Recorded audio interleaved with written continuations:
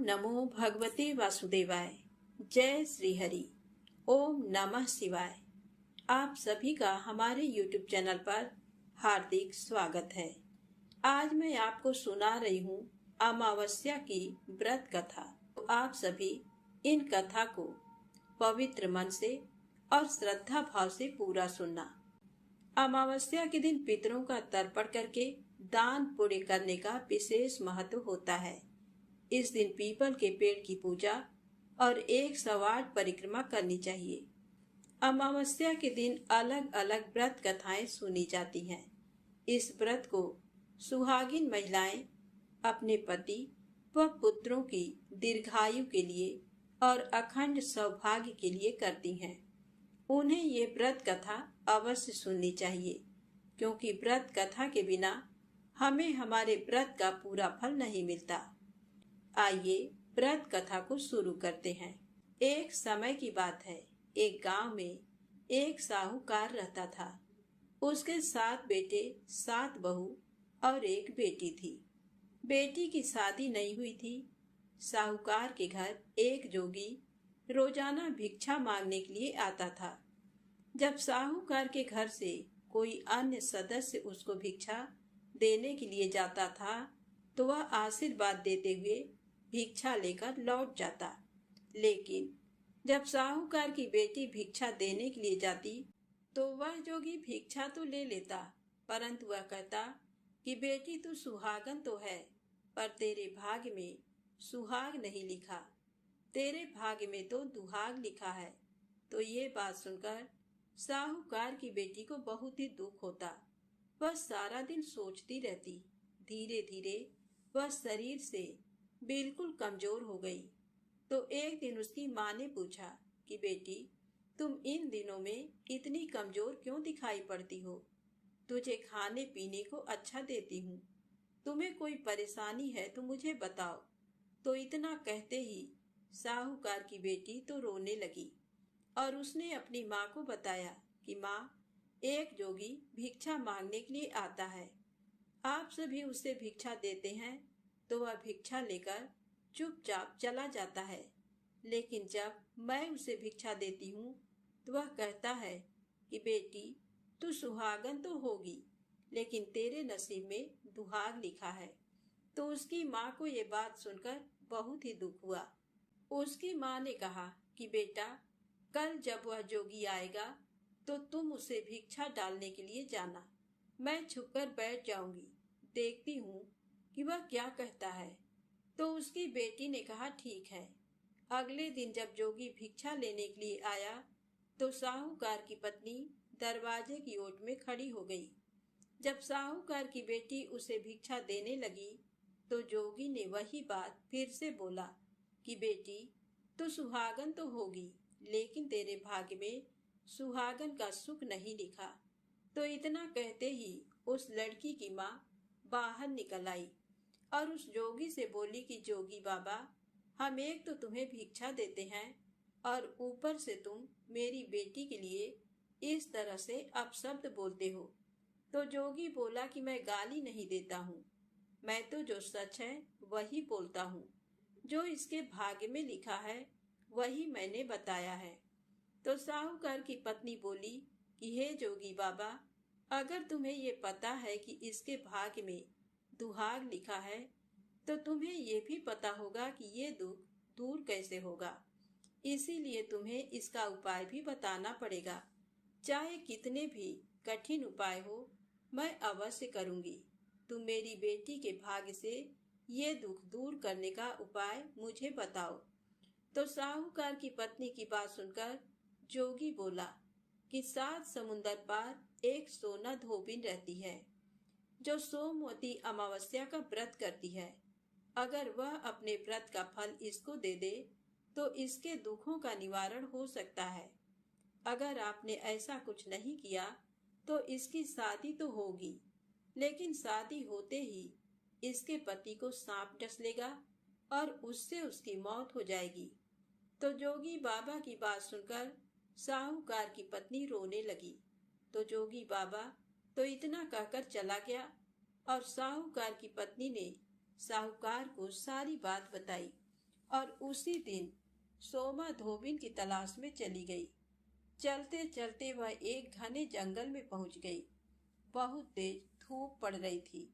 प्यास के मारे उसका गला बैठा जा रहा था। वह बुरी तरह से थक चुकी थी और अपनी बेटी के लिए दुखी भी थी। तो इस तरह वह दुखी होती हुई भूखी प्यासी चल रही थी। तभी रास्ते में एक पीपल का पेड़ आया तो वह विश्राम करने के लिए उसके नीचे बैठ गई। उसी पीपल के पेड़ में एक गरुड़ पक्षी का घोंसला था, जिसमें गरुड़ का एक छोटा सा बच्चा बैठा था। साहूकारनी को घोंसले के पास एक सांप जाता हुआ दिखाई दिया तो साहूकारनी ने गरुड़ के बच्चे को बचाने के लिए सांप को मारकर ढाल के नीचे रख दिया। जब गरुड़ और गरुड़नी आए तो घोंसले के पास खून देखकर क्रोधित हो उठे और साहूकारनी को अपनी नुकीली चोंच से मारने लगी। तब साहूकारनी बोली कि मैंने तो तुम्हारे बच्चे को बचाया है और तुम मुझे मार रहे हो। ये सर्प तुम्हारे बच्चे को डसने वाला था। ये कहती हुई साहूकारनी ने सांप की ओर इशारा किया तो उन दोनों ने देखा तो वहां पर सांप मरा हुआ पड़ा था। तो गरुड़ ने कहा कि तुमने हमारे बच्चे की जान बचाई है, अब तुम्हें जो कुछ मांगना है मांगो, मैं अवश्य पूर्ण करूंगा। तो गरुड़ की बात सुनकर साहूकारनी बोली कि मुझे 7 समुंदर पार सोमा धोबिन रहती है, अगर तुम उसके घर छोड़ाओ तो आपकी बहुत ही मेहरबानी होगी। तो गरुड़ ने साहूकारनी को अपनी पीठ पर बैठाकर 7 समुंदर पार सोना धोबिन के घर पहुंचा दिया। वहां जाकर साहूकारनी ने सोचा कि सोना धोबिन को कैसे राजी करूं। अगर मैं उसे सीधे सीधे बोल दूंगी कि तुम्हारे अमावस्या व्रत का फल मेरी बेटी को दे दो तो वह ऐसा बिल्कुल भी नहीं करेगी। मुझे कुछ ऐसा उपाय करना होगा जिसे वह खुशी खुशी अमावस्या व्रत का फल मेरी बेटी को दे दे, जिससे मेरी बेटी का जीवन संवर जाए। साहूकारनी वहीं बैठी बैठी यही सब कुछ सोच रही थी। तभी उसे सोना धोबिन के बहुओं के लड़ने की आवाज सुनाई दी। वह सारी की सारी घर के काम काज को लेकर लड़ाई कर रही थी और काम कोई भी नहीं करना चाहती थी। तो साहूकारनी सोचने लगी कि यही मौका है सोना धोबिन को खुश करने का। अब तो साहूकारनी ने जब सोमना धोबिन के बेटे बहू सारे सो जाते तो उनके घर का सारा काम करती, गायों को नहलाकर चारा डालती, घर की साफ सफाई करती, रसोई का काम करती, चौका बर्तन करती, आटा पीसती, कपड़े धोती, पानी भरती और सूर्योदय होने से पहले चली जाती। तो ये सब कुछ देखकर सोमा धोबिन बड़ी ही हैरान थी कि रोजाना लड़ने वाली मेरी बहुएं इतना प्रेम पूर्वक सूर्योदय से पहले काम कैसे कर लेती हैं। तो उसने अपने बहुओं को बुलाया और पूछा कि तुम में से कौन है जो सुबह जल्दी उठकर सारा काम कर लेती है। तो सारी बहुएं एक दूसरे की ओर देखने लगी और सोचने लगी कि ये सारा काम कौन कर रहा है। सारी की सारी एक दूसरे से पूछती तो सोमा धोबिन बोली कि तुम आजकल लड़ाई भी नहीं करती हो और काम भी सुबह होने से पहले कर लेती हो। तो सारी बहुएं एक दूसरे की ओर देखते हुए बोली कि सासू जी, काम तो हमें ही करना पड़ता है, चाहे हम लड़ाई करके करें या राजी मन से करें, इसलिए लड़ाई करने का क्या फायदा। तो सोना धोबिन ने सोचा कि जरूर दाल में काला है, आज देखा जाए कि कौन सी बहू काम करती है। तो वह पूरी रात सोई नहीं, निगरानी करती रही कि आज तो मैं पता लगाकर रहूंगी कि कौन सी बहू काम करती है। तो थोड़ी ही देर बाद किसी के आने की आहट सुनाई देती है। तो सोमा धोबिन देखती है कि कोई औरत बाहर से आती है और उसने घर का सारा काम किया और काम करके जब वह जाने लगी तो सोना धोबिन ने कहा कि तुम कौन हो और तुम्हारी ऐसी क्या जरूरत है जो तुम इतना काम करती हो। कितने दिन हो गए मुझे देखते हुए कि तुम रोजाना सुबह होने से पहले सारा काम करके चली जाती हो। आज तो तुम्हें मुझे बताना पड़ेगा कि तुम मेरे घर का सारा काम क्यों करती हो तो सोना धोबिन के ऐसा कहते ही साहूकारनी उसके पैरों में गिर पड़ी और रोने लगी और कहने लगी कि जरूरत है तभी तो मैं इतना काम कर रही हूँ, पर पहले तुम मुझे वचन दो, तभी मैं बताऊंगी, अन्यथा मैं आपको कुछ नहीं बताऊंगी। तो सोना धोबिन ने उसे वचन दे दिया और कहा कि अब तो बताओ। तो साहूकारनी रोते हुए कहने लगी कि मेरी बेटी के भाग में दुहाग लिखा है, अगर आप अपने अमावस्या व्रत का फल उसे दे देती तो मेरी बेटी का भी भाग्य संवर सकता है। ये कहते हुए साहूकारनी सोमा धोबिन को सारी बात बताई। तो सोमा धोबिन ने साहूकारनी की बात सुनकर अपनी बहुओं से कहा कि मैं तो साहूकारनी के साथ किसी काम से जा रही हूँ, अगर मेरे पीछे से किसी को कुछ हो जाता है तो उसका संस्कार मत करना, उसे तेल घी के कूप में डालकर छोड़ देना, मैं जल्द ही लौट आऊंगी। ऐसा कह सोमा धोबिन साहूकारनी के घर चली जाती है। साहूकारनी की बेटी का विवाह तय हो गया और जिस दिन विवाह होने वाला था, दूल्हा आकर फेरों के लिए बैठ जाता है। तो सोना धोबिन दूल्हे के घुटनों के पास कच्चा करवा रखती है और उसमें दूध डालकर तांत का तार लेकर बैठ जाती है। थोड़ी ही देर बाद में वहां पर दूल्हे को डसने के लिए सांप आया। तो सोना धोबिन ने करवा आगे रखा और तांत से बांध दिया, लेकिन जब ये सब दूल्हे ने देखा तो डर के मारे ही उसकी मृत्यु हो गई। तो सोना धोबिन ने अपने टीके में से रोली निकाली, मांग में से सिंदूर निकाला, आंख में से काजल निकाला और मेहंदी निकालकर छोटी अंगुली चीर कर छींटे मारे और बोली कि आज तक जितने भी मैंने अमावस्या के व्रत किए हैं, उन सभी व्रतों का फल मैं साहूकारनी की बेटी को देती हूँ और आगे जो मैं व्रत करूंगी वह फल मेरे बेटे और मेरे पति को लगे। तो सोना धोबिन के इस तरह संकल्प करते ही दूल्हा फिर से जीवित हो गया और साहूकारनी की बेटी का बड़ी ही धूमधाम से विवाह हुआ। उसकी विदाई होने के बाद में सोना धोबिन अपने घर को जाने लगी। तो साहूकारनी बोली कि तुमने मेरे जमाई को नया जीवन दान दिया है, इसीलिए तुम कुछ भी मांगो, मेरे सामर्थ्य अनुसार होगा वह मैं सब कुछ तुम्हें दूंगी। वह बोली कि मुझे तो कुछ नहीं चाहिए, मुझे तो सिर्फ एक हांडी दे दो। तो वह हांडी लेकर चली जाती है। तो चलते चलते रास्ते में ही सोमवती अमावस्या का व्रत आ जाता है। तो वह हांडी का 108 परिक्रमा लगाकर पीपल के पेड़ के नीचे दबाकर घर आ जाती है। घर आकर देखती है कि उसके पति की तो मृत्यु हो गई है और वह तेल और घी के कूप में पड़ा है।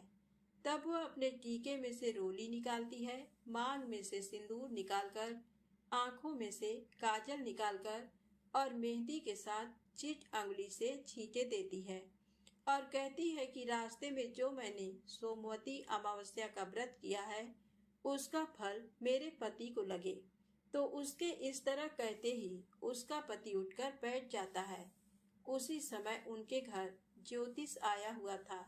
वह बोला कि जजमान, सोमवती अमावस्या का मेरा क्या है, क्योंकि सोना धोबिन हर अमावस्या को ब्राह्मण को दक्षिणा देती थी, इसीलिए वह भी दक्षिणा मांग रहा था।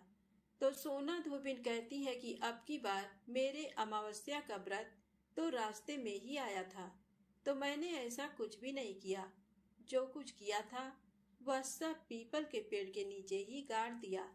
आज मेरे पास देने के लिए दक्षिणा तो नहीं है।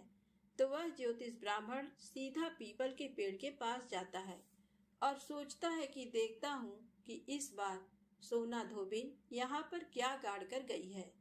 तो वह जल्दी जल्दी वहाँ पीपल के पेड़ के नीचे से जगह खोदकर देखता है, तो वहाँ 108 और 13 सोने के चक्कर उसे मिलते हैं। तो ये देखकर उसे बहुत ही हैरानी होती है। ज्योतिष ब्राह्मण उन सबको वहां से उठाता है और सोना धोबिन के घर ले जाता है और वहां जाकर कहता है कि इस तरह से तुमने वहां पर फेरी लगाई और मुझे बोला कि अब की बार मैंने कुछ भी नहीं किया है, तो सोना धोबिन बोली कि वह तो तुम्हारे भाग से हुआ है, मैंने ऐसा कुछ नहीं किया, इसीलिए इन सबको तुम ही ले जाओ।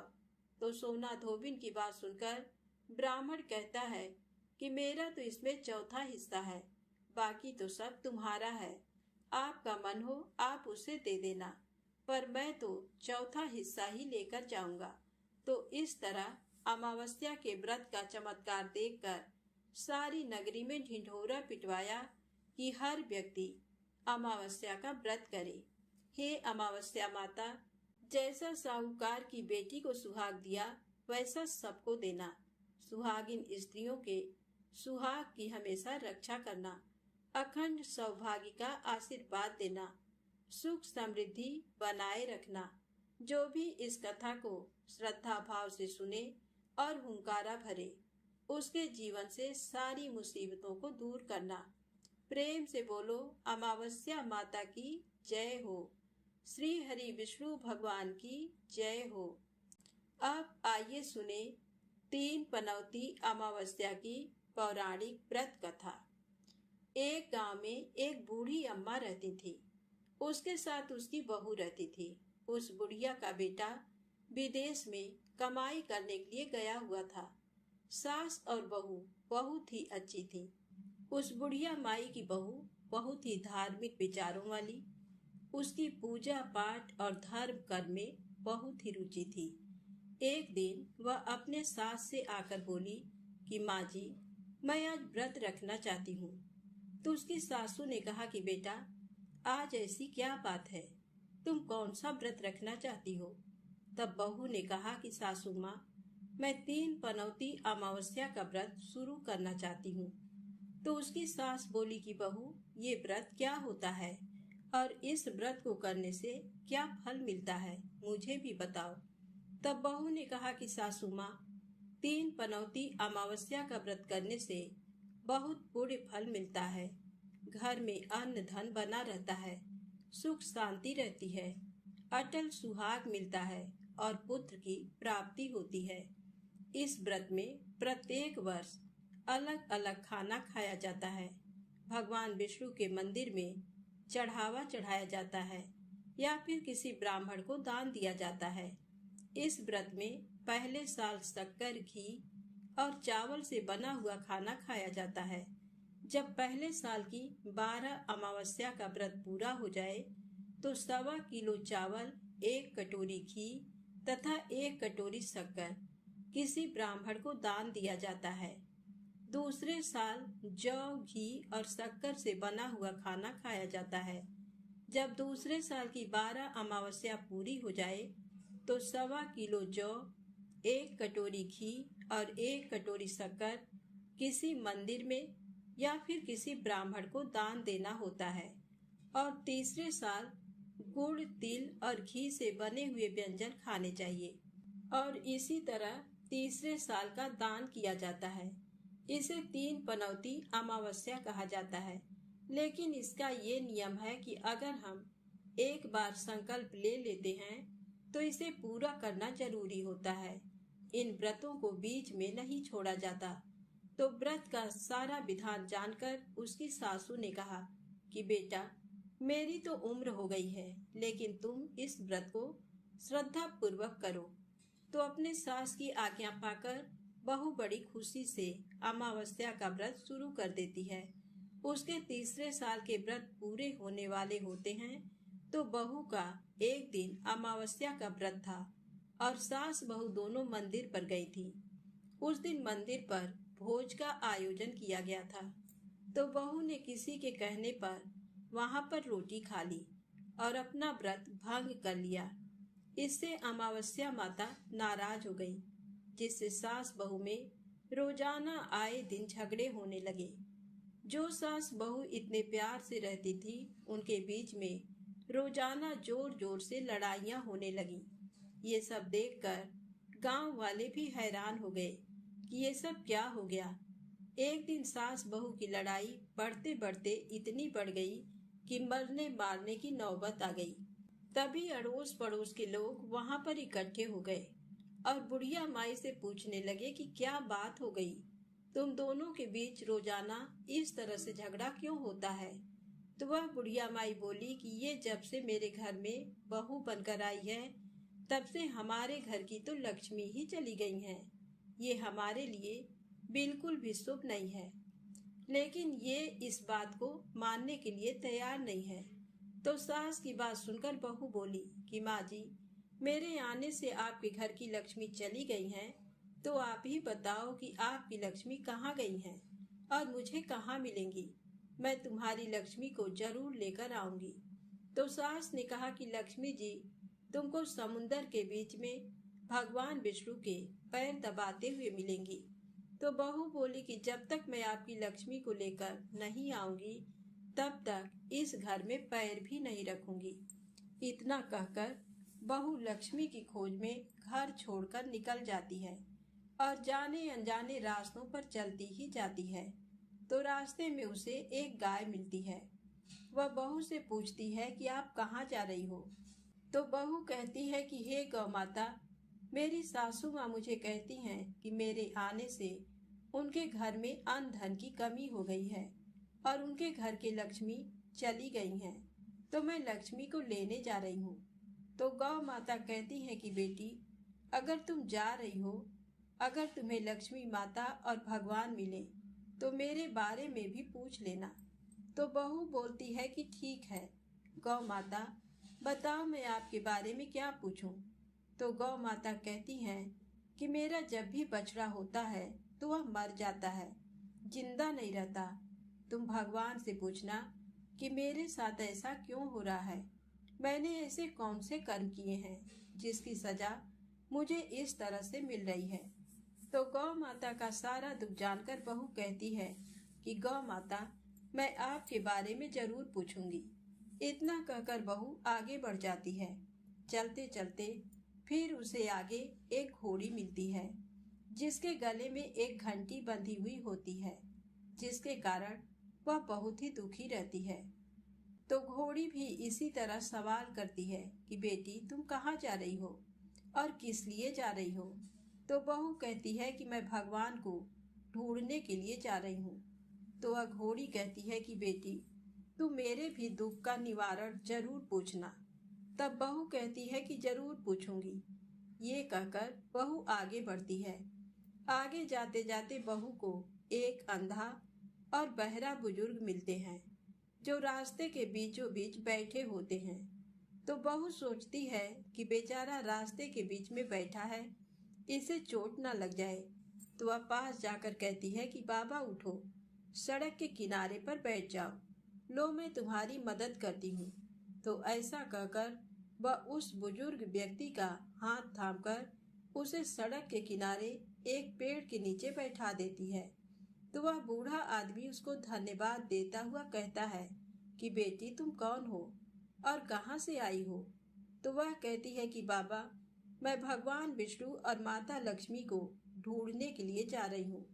मेरी सास कहती है कि मैं अभागन हूँ, मेरे आने से उनके घर का अन्न धन नष्ट हो गया है, इसीलिए मैं लक्ष्मी की तलाश में जा रही हूँ।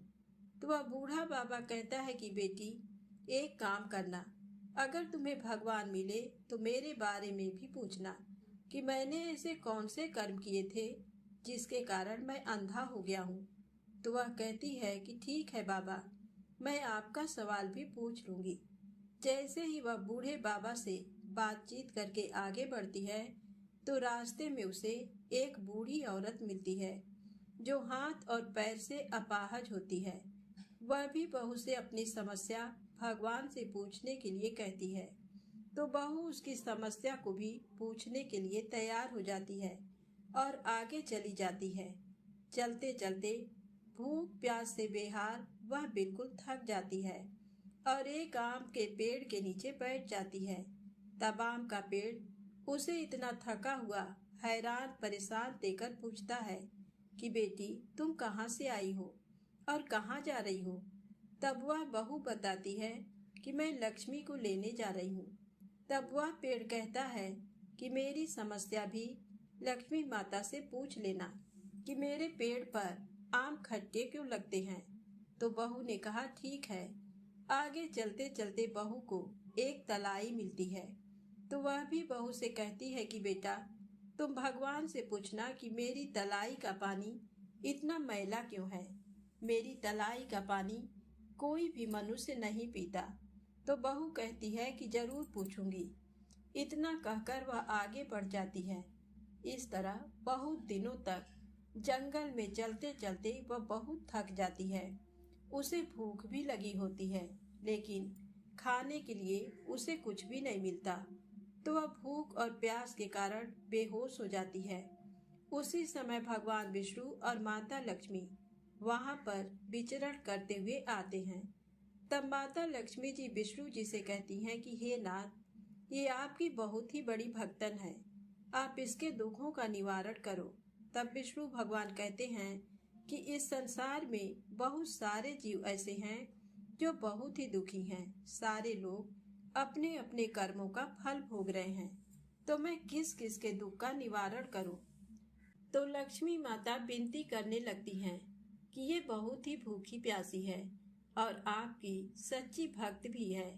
अगर आपने इसे ऐसे ही जंगल में छोड़ दिया तो जंगली जानवर इसे अपना शिकार बना लेंगे। माता लक्ष्मी जी की बात सुनकर भगवान विष्णु एक साधु का वेश धारण करके बहू के पास आते हैं और अपने कमंडल में से पानी का छींटा देकर उसे होश में लाते हैं। बहू के होश में आते ही साधु के वेश में भगवान उससे पूछते हैं कि बेटा, तुम कहाँ से आई हो और कहाँ जा रही हो। तो वह पूरी बात बताती है। उसकी बात सुनकर भगवान विष्णु और माता लक्ष्मी जी अपने असली रूप में प्रकट हो जाते हैं। उनके साथ में अमावस्या माता भी वहां पर आ जाती हैं। तो बहू उनके चरणों में गिरकर रोने लगती है और कहती है कि मुझसे ऐसी कौन सी गलती हो गई है जिसके कारण मैं इस तरह जंगलों में भटकती फिर रही हूँ। तो अमावस्या माता बहू को कहती हैं कि बेटी, तूने मेरे व्रत को खंडित किया है, इसी की सजा तुझे मिली है। लेकिन तुम्हारी सच्ची श्रद्धा देखकर मैं तुम्हें माफ करती हूँ। अब तुम घर जाओ, तुम्हारा घर अन्न धन से संपन्न होगा और तुम्हारी जो झोपड़ी है वह सुंदर महल में बदल जाएगी। तुम्हारी सारी मनोकामना पूर्ण होगी। तुम फिर से 3 पनौती अमावस्या का व्रत श्रद्धा पूर्वक विधि विधान से करके उसका उद्यापन कर देना। इस तरह का आशीर्वाद पाकर बहू बहुत ही खुश हुई और फिर भगवान विष्णु और लक्ष्मी जी से रास्ते में जो जो मिले थे उनके दुखों का कारण पूछने लगी। तो गाय के बारे में पूछा तो भगवान विष्णु ने बताया कि उस गाय ने कभी भी अपने मालिक को दूध नहीं दिया। उसका मालिक बहुत ही गरीब था। वह उसके दूध से अपना गुजर बसर करता था, लेकिन उसके इस तरह परेशान करने से उसने उस गाय को छोड़ दिया और उसी की बददुआ उस गाय को लग गई है, जिसके कारण उसके बछड़े जिंदा नहीं रहते। तुम ऐसा करना, उसका दूध निकालकर एक बार तुम पी लेना, जिसके बाद उसके बछड़े जिंदा रहने लगेंगे और उससे कहना कि अपने मालिक के घर वापस चली जाए। फिर बहू ने घोड़े के बारे में पूछा तो विष्णु भगवान ने बताया कि वह घोड़ी पिछले जन्म में आटा पीसने वाली महिला थी। जब भी वह गांव के घरों का आटा पीसती थी तो उसमें मिलावट कर देती थी और आटा चुरा कर रख लेती थी। इसीलिए उसके गले में चक्की के पाट बंधे हुए हैं। तुम उसके पाट खोल देना, वह बिल्कुल ठीक हो जाएगी। उसके बाद में उस बूढ़े बाबा के बारे में पूछा तो भगवान विष्णु ने बताया कि उस बूढ़े आदमी ने कभी भी मंदिर जाकर भगवान के दर्शन नहीं किए हैं, इसी कारण वह अंधा हो गया है। अगर वह मंदिर जाए और वहां जाकर भगवान के भजन सुने तो उसकी आंखें ठीक हो सकती हैं। फिर जो पैरों से अपाहिज थी उस बुढ़िया के बारे में पूछा तो भगवान ने बताया कि उस बुढ़िया ने अपनी जवानी में कभी भी दान पुण्य नहीं किया था, इसीलिए उसे ये सजा मिली है। तुम उससे दान करवा देना और कहना कि अमावस्या का व्रत रखे, जिसके फल स्वरूप वह बिल्कुल ठीक हो जाएगी। उसके बाद में उस आम के पेड़ के बारे में पूछा तो भगवान ने बताया कि वह आम का पेड़ पिछले जन्म में एक माली था और उससे एक अनाथ बच्चे ने आम मांगा तो उसने आम नहीं दिया क्योंकि वह बहुत ही कठोर और निर्दयी था। उसी की सजा उसे मिल रही है। वह अपने दूसरे जन्म में आम का वृक्ष बना और उसके आम इतने खट्टे हैं कि उसे कोई भी नहीं खाता। तुम ऐसा करना कि उस पेड़ का एक आम तोड़कर खा लेना। उसके बाद में उसके आम अपने आप मीठे हो जाएंगे। उसके बाद में बहू ने अंतिम सवाल उस तलाई के बारे में पूछा तो भगवान ने बताया कि वह तलाई पिछले जन्म में देवरानी जेठानी थी। वे दोनों हमेशा लड़ती झगड़ती थी जिससे उसके परिवार वाले बहुत ही दुखी रहते थे। उन दोनों ने हमेशा साथ रहने वाले दोनों भाइयों को अपने माँ बाप से अलग कर दिया और उन दोनों ने स्वर्ग जैसे घर का माहौल बिल्कुल ही खराब कर दिया। उसी की सजा उसे मिल रही है। इसी के कारण उसका पानी मैला है और कोई भी व्यक्ति उस तलाई का पानी नहीं पीता है। तुम ऐसा करना, उस तलाई का पानी एक घूंट पी लेना, उसी समय वह तलाई शुद्ध हो जाएगी। तो इस तरह उन सबके दुखों का निवारण जानकर बहू ने भगवान विष्णु, माता लक्ष्मी जी और अमावस्या माता को प्रणाम किया और अपने घर के लिए चल पड़ी। और रास्ते में जो जो उसे मिला उन सभी को भगवान के द्वारा बताए गए उपाय बताए और उन सब से आशीर्वाद लेते हुए अपने घर पहुंच गई।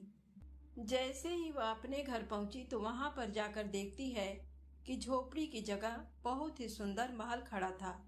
पूरे घर में अन्न धन भरा था और उसकी सास बड़ी ही बेसब्री से अपनी बहू का इंतजार कर रही थी। जैसे ही बहू ने अपनी सास को देखा तो खुशी के मारे उनसे लिपट गई और कहने लगी कि सासू माँ, आपने सच ही कहा था कि मैं आपके लिए शुभ नहीं हूँ। मेरे आने से आपके घर की लक्ष्मी चली गई और मेरे जाने से आपके घर में लक्ष्मी आ गई हैं। अब मैंने आपके घर की लक्ष्मी ला दी है, अब मैं फिर से जा रही हूँ। तब सासू माँ कहती हैं कि बेटा, तुम ये क्या कह रही हो? तुम्हारी 3 पनौती अमावस्या का फल ही हमें मिला है। तुम यहीं पर रहोगी, मेरे साथ रहोगी, कहीं भी नहीं जाओगी। तो दोनों सास बहू खुशी खुशी रहने लगी और फिर से 3 पनौती अमावस्या का व्रत शुरू करके बहू बड़ी ही श्रद्धा भाव से व्रत रखने लगी। तो अमावस्या माता के आशीर्वाद से उसका पति भी एक दिन विदेश से लौट आया और घर में इतना सारा अन्न धन देखकर उसने अपनी माँ से पूछा कि माँ, आपने ऐसा क्या किया जो तुम्हारे पास इतना धन हो गया? मैंने तो सालों तक विदेश में कमाई करने के बाद भी इतना धन नहीं कमा पाया। उसकी माँ बोली कि बेटा, ये तो तुम्हारी बहू की अमावस्या व्रत का फल मिला है हमें। तो वह ये जानकर बहुत ही खुश हुआ। 1 साल बाद उनके घर में सुंदर पुत्र ने जन्म लिया। इस तरह से उस घर के सारे लोग सुखी और संपन्न हो गए। तो प्रेम से बोलो, अमावस्या माता की जय हो। आइए सुने लपसी और तपसी की कहानी। इस कहानी को हर व्रत कथा के अंत में अवश्य ही सुननी चाहिए। एक लपसी था, एक तपसी था। तपसी हमेशा भगवान की तपस्या करता था, लेकिन उसे चोरी करने की आदत थी। लपसी हमेशा 1.25 सेर की लापसी बनाता और पहले भगवान को भोग लगाता, उसके बाद में स्वयं भोजन करता। दोनों भाइयों का यही नियम था। तो एक दिन किसी बात को लेकर दोनों में कहा सुनी हो गई। तो तपसी बोला कि मैं रोजाना भगवान की तपस्या करता हूँ, इसलिए मैं बड़ा हूँ। तो लपसी बोला कि मैं रोज भगवान को 1.25 सेर की लापसी का भोग लगाता हूँ, इसलिए मैं बड़ा हूँ। ऐसा कहते हुए दोनों जोर जोर से लड़ने लगे। तभी वहां से नारद जी गुजर रहे थे।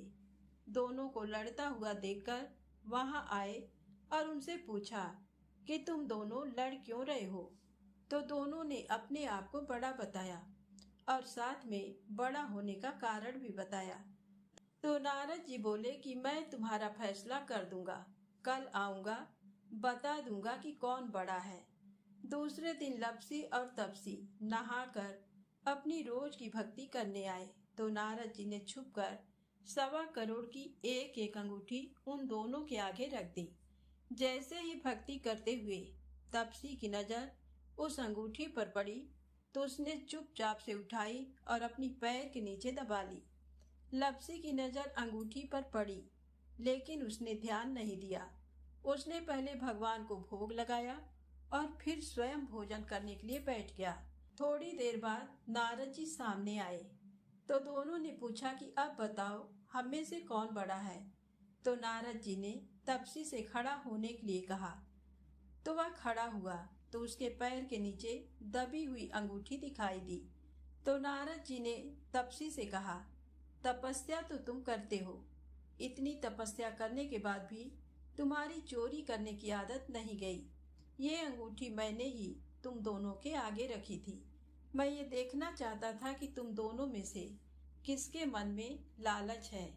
तो तूने तो अंगूठी दिखाई पड़ते ही झट से अपने पैर के नीचे दबा ली, लेकिन लपसी का ध्यान अंगूठी पर जाने के बाद भी लपसी ने अंगूठी को नहीं उठाया और ना ही ध्यान किया। उसने सिर्फ अपने भगवान जी में ही ध्यान रखा, उन्हें भोग लगाया और बाद में स्वयं भोजन करने लगा। इसीलिए लपसी बड़ा है और तुम्हें तुम्हारी तपस्या का कोई भी फल नहीं मिलने वाला है। जितनी चाहे मर्जी तुम तपस्या कर लो, तुम्हें इसका कोई भी फल नहीं मिलेगा। तो तपसी को यह सुनकर बहुत ही दुख हुआ और वह शर्मिंदा होकर नारद जी से माफी मांगने लगा और कहने लगा कि आज तक की मेरी गलती माफ करो और मुझे बताओ कि मुझे मेरी तपस्या का फल कैसे मिलेगा। आज के बाद कभी भी चोरी नहीं करूंगा। तो नारद जी ने कहा कि यदि कोई गाय और कुत्ते की रोटी नहीं बनाएगा तो उसका फल तुझे मिलेगा। यदि कोई आदमी ब्राह्मण को भोजन करवाकर उसे दक्षिणा नहीं देगा तो उसका फल भी तुझे ही मिलेगा। अगर किसी को सूट साड़ी ब्लाउज अगर हम देते हैं, उसके ऊपर भेंट स्वरूप कुछ रुपए नहीं देंगे तो उसका फल भी तुझे ही मिलेगा।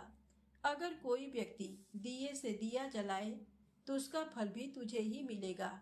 अगर कोई औरत आंगन लीपकर चौका नहीं लीपेगी तो उसका फल भी तुझे ही मिलेगा। यदि कोई व्रत कथा में सारी कहानी सुन ले लेकिन तुम्हारी कहानी ना सुने तो उसका फल भी तुझे ही मिलेगा। उसी दिन से हर व्रत कथा और कहानी के साथ लपसी तपसी की कहानी कही और सुनी जाती है और कथा सुनने के बाद में कहना चाहिए कि लपसी का फल लपसी को मिले, तपसी का फल तपसी को मिले और हमारी कहानी का और हमारे व्रत का फल हमें मिले। तो प्रेम से बोले लक्ष्मी नारायण भगवान की जय हो।